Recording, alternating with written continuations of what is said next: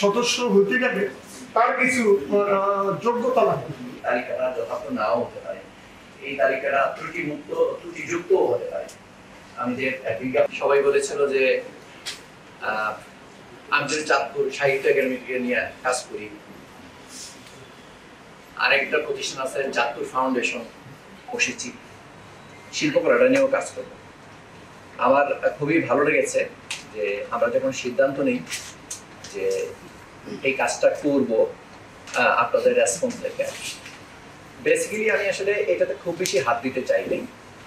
আমি এটা নিয়ে শুরুতে আপনাদের এই সাহিত্য একাডেমির সাথে যারা জড়িত থাকেন তাদের সাথে একাধিকবার বসেছি আর কি।